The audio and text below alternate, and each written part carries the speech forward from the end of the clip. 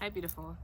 If you clicked on this video, I'm assuming you're having some troubles when it comes to manifesting with vision boards, or maybe you just started with vision boards and you need some tips, or maybe you don't even know what vision boards are. You just trying to figure it out, or maybe this video just crossed your path for some other divine reason. Well, today we're gonna talk about it, okay? I'm Sunshine Reigns. I go by the handle My Reflection, and if you're seeing this, I'm a reflection of you, you're a reflection of me, and we're all a reflection of we. A little backstory. I've been using vision boards since 2020, I want to say, 2021. But I've really been using them intentionally since last year, like really put my attention to it, really using it as a tool and practicing that craft and seeing what works, what doesn't work. And I got some really good tips. I've learned a lot of things along the way of doing this process. I realized there's things I do now that I didn't do back then. So I figured why not share? Because, child, when I tell you things have been manifesting. I even made a video a couple couples ago reviewing my vision board for last year and all the things that manifested. Pretty much everything came true on there. Yeah, I'm excited to share the things that I know. The first thing that you might be doing wrong when you're trying to use a vision board is not feeling it enough. You literally have to attach a feeling to it. Like when you're putting up your pictures, when you're putting up your words, you have to put yourself in the energy, in the space, in the mindset of already having that. If you're trying to manifest a new car, what does it feel like sitting in that car? What does it feel like being able to get up and go whenever you please? What does it feel like to put gas in the car? Like, and even those little things, like, how do you want to feel putting gas in the car? Because the usual feeling towards putting gas in your car is, you know, like, I gotta put gas in the car, I just filled it up, gas is so expensive. But how do you want to feel? Do you want that narrative, or do you want the narrative of, I love being able to afford to put gas in my car? You want to act as if you've already received it. Like, what is that feeling going to be like when you get your new car? How does that feel? When you find that feeling, hold on to it. And every time you look at your vision board, you think about your car, get in that feeling, because your manifestations are the aftershock of your energy, of your feeling, of what you are. So if you're feeling like you have a car, your subconscious mind is like, we have a car. We have a car. Hello, universe, where's the car? Creator, where's the car? Send us a car, please. Yes, express. I don't care how much it costs. Send it over. When you feel it, your subconscious mind recognizes that it's missing, and it's like, oh, and we're feeling this a lot. Like this feeling, this feel meter is filled with feelings. That's cool. I never thought about it that way. But it's kind of like a fake it till you make it type situation. You have to trick your brain and trick this 3D reality into transforming itself into what you're feeling until it's actually real. You know what I'm saying? And even when you're looking at these pictures and you're visualizing your car, you have a picture of your car, right, on your vision board. What would you be doing if you had your car? Like, if you had your car right now, is there something that you would be doing different? Visualize that. Like, I would be going to the park. I'll be going out of town. I'll be going thrifting. I'll be going to more shows and events and going to meet people and going to my friend's house and see my family and going to the library. Or I would be buying decorations for it, you know.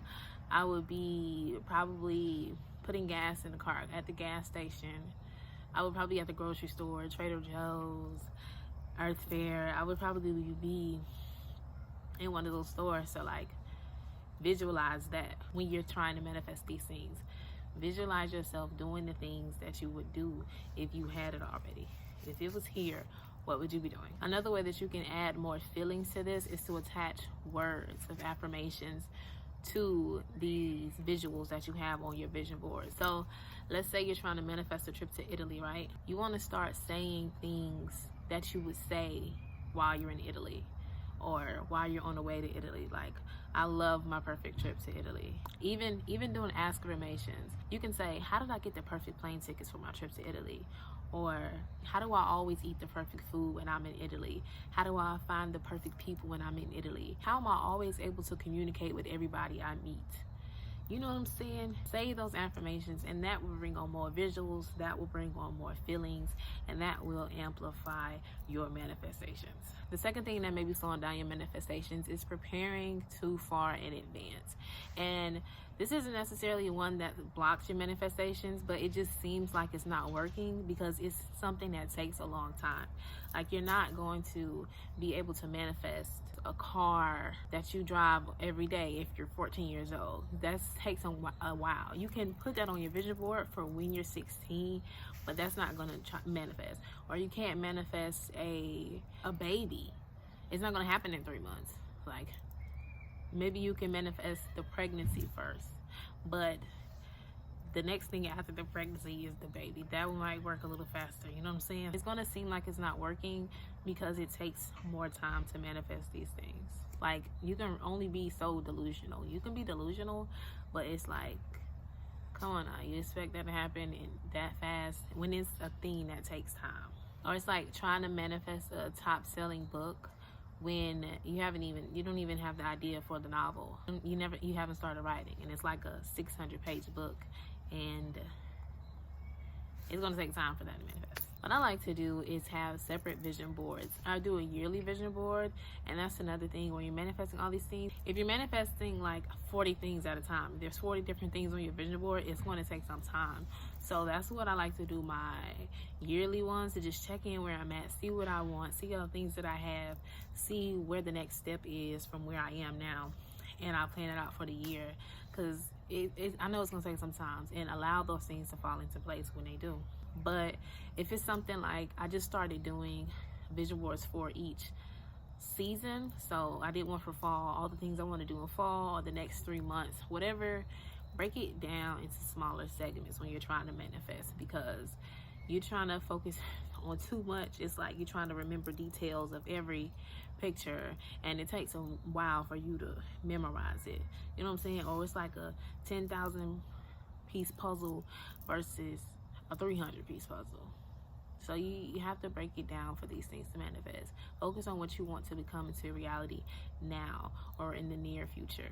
Do small things as well. Like, the small things add up. It may not seem like you're manifesting a lot of things when you're manifesting big things. Okay, and another thing is, if you're manifesting big things, break those big things down to smaller pieces. Like, if you're manifesting writing a book, you have the whole idea of the book, but you also have you manifesting a publisher to pick it up. You can have I have the perfect publisher. You having the perfect storyline, characters. Then there's the the meet and greets, the book signings. You can manifest that. You can manifest the marketing behind it. You can manifest the book cover. You can manifest a perfect editor. There's so many different parts that you can manifest, and that's why it seems like your big thing, like you have a big box, and it's like one of those little Christmas them little Christmas things, the Christmas calendars where you get a present in each one. Like, you're opening little boxes, and if you don't realize you're opening little boxes, it may not seem like your manifestations are working, but literally there's manifestations that you have to check off within a manifestation. They add up, okay? And lastly, let's talk about specificity. Now, first of all, I don't know if I can pronounce that word correctly. I'm gonna just be honest with you, I'm not too sure. I'm confident. I'm confident in me, but there's possibility that I said it wrong, you know? Okay, so with specificity, you're either being too specific or you're not being specific enough, and both really suck. You have to find that perfect balance of specificity. Here's some examples of how you can be too specific. The first thing is the how. Trying to plan the how, trying to have your hand on the control system of the universe, of God. It's like micromanaging, and somebody is just micromanaging you, trying to make sure you're doing everything right, trying to say, oh, how about this, I don't know, do this, and it's like, can I do my job? Like, let me relax, cool out. You have to relax when it comes to the journey. because the journey is the surprise, if you think about it like that. And you're supposed to be being surprised. It's like you're trying to plan your own surprise party when you do that.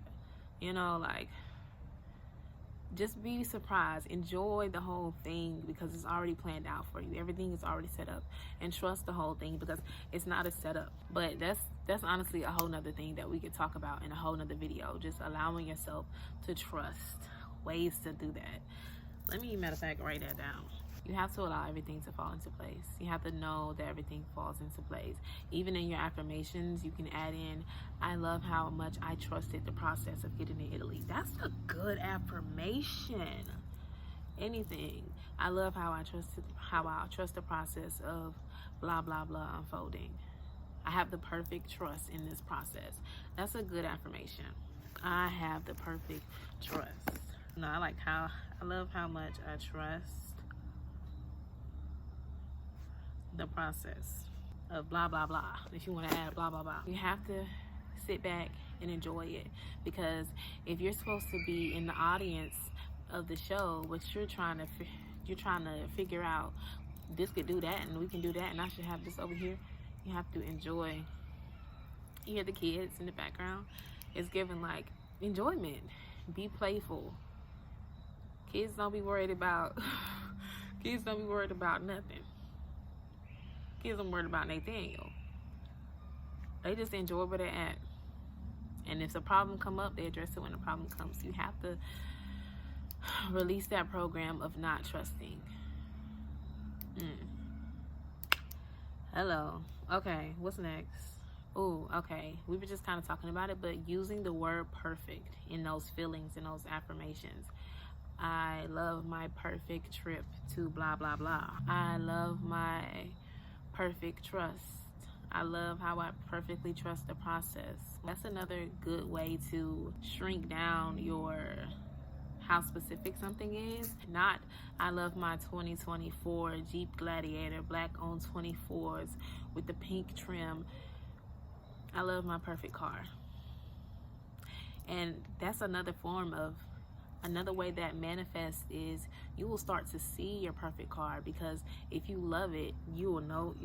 It's like your subconscious is like, this is your perfect car. So it starts showing you your perfect car. You start being drawn towards that perfect car, and you'll keep seeing it, and you'll just like get this feeling. It'll be drawn towards your perfect car or your perfect home or your perfect whatever. Like, you may think you want an apartment, but really the home that you need, the home that you really desire, the home that you really deserve is a 3-bedroom house, a cottage. You might have the perfect cottage in the woods, I love my perfect neighborhood. I love my perfect location. Simple it down while also making it specific, because if it's what you love, it's truly for you. If you love it, it's truly for you. If it's perfect, there's nothing wrong with it. It's perfect for you. And you know, there's a difference between picture perfect and like real life perfect. Like, it's perfect, no flaws, no dent. But your perfect dresser might be a dresser you found at the thrift store for $20, and it's just vintage, cool looking thing, but it has like a dent in the back. It's not perfect, but it's perfect for you. You know, flaws and all, it's perfect for you. You just become more aligned, more drawn to what's perfect for you, because the creator, the divine, already knows what's perfect for you. All knowing. So when you ask for the perfect things, like you're ordering straight off the chef's menu, yeah, let me get the chef special. The chef knows exactly what the chef needs to cook, you know? So the chef gonna cook it up for me. I don't even wanna, it's too many options. I just know it's perfect. And to go a little bit deeper into that, you may be trying to manifest an exact item or an exact scenario to go a certain way, and the whole time what's perfect for you is even bigger and better than what you ever could have imagined. So ask for perfect. Or you honestly might not need what you thought you needed at all, and you get something completely different that replaces that, and you're like, oh, I didn't even need that. Like, I didn't need that at all. Sometimes you have everything you need, for real. When we're talking about not being specific enough, one of the most important things are the images that you put on there, or the affirmations that you put in there. You know, like, if you want to go to Italy, you don't want to just use a map version, Google map picture of Italy. Like, you want to attach more specificity to that, and that will attach more feelings to it. So we're at the place now where we could go on Pinterest, or we can watch visuals. I even have a playlist on here of some channel mantras, the affirmations that repeat, and there's some visuals in there of pictures and memes and affirmations and quotes and things to make it more specific, to attach more feelings to it, and real live pictures as well. Like back to that trip to Italy, you want to go to Italy, instead of just printing out a picture of the map of Italy, we now have the ability to go on Pinterest or go on TikTok or Google, Tumblr, Facebook, Twitter, and see real live pictures, see POV pictures, like actual POV. You can see what the streets look like, you can see the menus, you can see what the Airbnb looks like, you can see the hotel, you can see somebody on a plane to Italy, you know what I'm saying? You can see somebody, you can see the Italian fashion, you can see what's going on, you can experience it without physically experiencing it. So when you print out those pictures or you print out those screenshots of those videos, you want to be as close to your thing as possible. On my vision boards that I make for myself, most of the people that I have on my vision boards are of my skin shade, just because I can see it better. I like to cut off their heads, cover their heads or faces in some kind of way, or even put mine on there so I can really see myself, like, because you know I am a black woman, so if I see a black woman doing it, I'm like, I relate to it more. I'm more attached to it. That's really the main one when it comes to not being too specific. You can even set these vision boards to be your lock screens. Make it as real as possible.